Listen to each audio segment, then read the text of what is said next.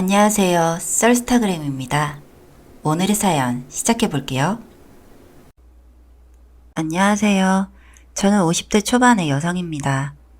저는 남편과 같이 한 매장에서 근무를 해왔습니다. 하던 일마다 잘 안 돼요. 저희는 결국 녹즙 배달 전문점을 하게 되었고 배달 스텝이 펑크를 낼 때마다 새벽잠을 설치면서 일을 해서 지금은 작지만 내 집 마련을 해서 아파트도 사고 두 아이들 사교육비도 어렵지 않게 뒷바라지를 하고 있었습니다. 그 일이 있기 전까진 말이죠. 말만 부모지 시부모님은 정말 자식 돈을 하찮게 여기는지 늘 돈 타령을 하셨습니다. 그렇다고 두 분이 사이가 좋은 것도 아니었고 주사의 바람에 문제가 끝도 없었습니다. 설마 했는데 칠순잔치도 거하게 친척들까지 부르신다며 없는 돈에 뷔페까지 초대해서 저희는 대출까지 받아가며 그 시중을 들어야 했습니다. 정말 욕이 목구녕까지 넘어왔지만 겨우 참았습니다. 효부라는 둥, 며느리가 인신 크게 썼다는 말을 내뱉는 친척들이 정말 원망스러웠습니다. 어쩜 그렇게 앞뒤 안 가리고 속을 뒤집는 말을 하는지 한심하기 그지없었습니다. 한두 해가 지나갈수록 나아질 줄 알았던 것은 저만의 착각이었습니다. 나이 들면 애가 된다더니 딱 그 짝이었습니다. 전혀 사고나 가치관의 변화라고는 찾아볼 수도 없었고 시부모님은 늘 뭔가를 요구하는 갑으로 군림을 했습니다. 흔히 말하는 갑질이죠. 조금 아픈 증상으로 응급실에 가고 보약을 지어달라고 당당하게 말씀하셨죠. 전 참다 못해서 남편과 1대1로 호프집에서 만나서 얘기를 했습니다. 이렇게 더는 못 살겠다. 뭔가 대안을 제시하든지 매일같이 시달리고 삥 뜯기느니 차라리 혼자 살겠다고 했습니다. 그러자 득달같이 그러라는 겁니다. 여지껏 뱃속 편하게 살더니 어디 고생 좀 해봐라. 세상이 그렇게 만만한 줄 알아? 뭐라고? 지금 그걸 말이라고 떠드는 거야? 저라고 고생이 뭔지 모르겠습니까? 그래도 남편이랑 작자가 이렇게 나오면 안 되죠. 참고 산 대가가 이거밖에 안 되는 거라면 바로 다 떨쳐버리고 나오는 게 낫다 싶었습니다. 집에 도착하자마자 전 짐을 싸서 어디론가 떠나기 위해 기차역에 들렀습니다. 남편에게 연락은커녕 그 어디에서도 문자 한 통 오지 않았죠. 정말 화가 많이 나서 눈물이 흐르는데 얼마나 분했는지 닦을 생각조차 못했답니다. 속초바다 근처 펜션에 짐을 풀고 소주 한 병 꺼내 마셨습니다. 뜨거운 눈물이 줄줄 흘렀어요. 그렇게 잠이 든 지 얼마나 되었을까? 새벽부터 전화가 울리기 시작했습니다. 그제서야 욕집 배달에 문제가 생긴 것을 알았습니다. 전화를 받진 않았지만 온갖 쌍욕에 육두 문자를 적어 보낸 것을 읽다 보니 사람인가 싶더라고요. 그래도 같이 고생하면서 살았는데 배달하러 안 나갔다고 그렇게 사람을 밟아버리다니 어이가 없었습니다. 평생 호강 한 번 못 시켜준 아내를 이따위로 취급하다니 전 절대 집에 들어가지 않겠다고 스스로에게 맹세했습니다. 도저히 참을 수 없었으니까요. 나중에 총배에게 기어들어가는 목소리로 전화가 왔습니다. 사모님 지금 난리 났어요. 고객들 원성도 자제하고 사장님이 열받아서 사모님 찾아 없애버리겠다고 저러고 계세요. 내버려둬요. 그러든 말든. 사장님 성격 아시잖아요. 내가 어디 있는 줄 알고 그런데. 사장님은 아프리카 가 있으셔도 찾아낼 사람이에요. 어서 피하세요. 사실 남편의 폭력성은 이미 주변 사람들에게도 고개를 내저을 정도로 유명했습니다.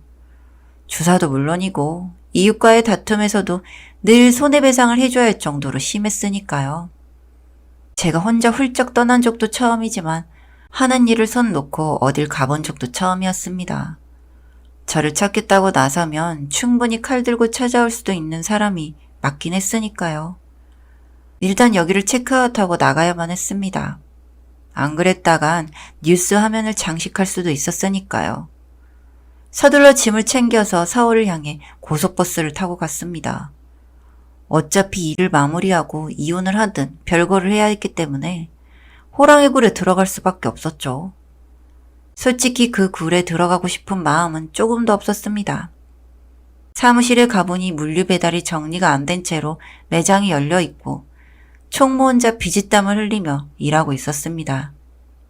성실하고 착한 사람인데 하필 우리하고 엮인 것도 미안할 뿐이었습니다. 혹시나 하고 준비한 김밥을 내밀었습니다. 이거 먹고 같이 해요. 사모님 오셨어요? 혼자 힘들었죠? 그건 그런데 사장님이 아까 낮부터 안 보이세요. 뭐라고요? 온다 간다 말씀도 없이 사라지셔서 저도 황당해요. 총무와 저는 물류를 정리한 후 야근비까지 주고 퇴근시킨 후 전 집으로 향했습니다. 혹시나 아파트 주민들까지 오라가라 할 정도로 시끄러울까봐 걱정을 하며 들어갔는데 침대에 얌전히 누워 자고 있었습니다. 얼굴은 고구마처럼 뻘개져가지고 술병이 나란히 협탁에 놓인 채 널브러져 있긴 했지만 그래도 멀쩡한 상태로 자고 있더군요. 그때만 해도 정말 혼자 자고 있는 줄 알았답니다. 다행인 건 애들 둘 다 군대 가고 기숙사에 있어 이 꼴을 못 본 거죠. 전 씻으러 욕실에 들어가는 순간 기절하는 줄 알았습니다. 벌거벗은 여자가 욕조 안에서 자고 있었던 겁니다. 꿀에 거품 목욕을 하겠다고 하수구까지 난장을 피우고 말이죠. 전 그녀의 머리채를 잡고 물속으로 쳐넣었습니다. 비명을 지르면서 물소리가 철썩이자 술에 떡이 되었던 남편이 스물스물 걸어오더니 절 붙잡고 그 손을 놓으라는 겁니다. 미쳤어? 그 손 안 놔?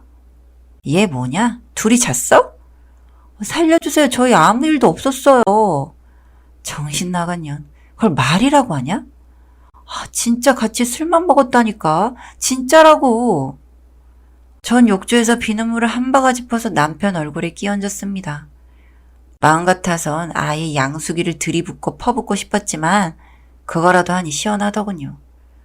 남편이 제 멱살을 잡고 패대기를 치려고 하는 순간 그 알몸녀는 쏜살같이 욕실을 빠져나가고 말았습니다.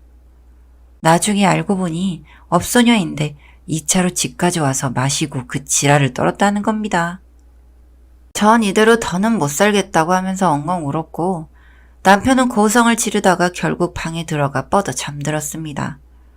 전 어떻게든 제 인생을 찾겠다는 생각에 짐을 챙겨서 사무실로 왔습니다. 총무가 알게 된 건 옆집 미용실에서 눈치를 채건 그런 건 하나도 중요하지 않았습니다. 남편은 숙취 때문에 며칠 동안 누워있느라 출근을 못했고 전 총무에게 특근비까지 줘가면서 새벽 배달을 했습니다. 그리고 아이들에게 연락을 해서 엄마가 따로 살고 싶다는 뜻을 전했죠. 아주 어린 시절부터 부부가 늘 다툰 것만 봐서 그런지 흔쾌히 그러라고 했어요. 그렇게 일주일이 다 되도록 남편은 사무실에 얼씬도 하지 않았습니다. 황당했죠. 아무리 그래도 공과 사는 구분해야 되는 거 아닌가요? 성질 같아서는 끌고 와서 갈비뼈가 부러지도록 패주고 싶었는데 연락도 끊고 내내 나타나질 않으니 돌아버릴 지경이었습니다.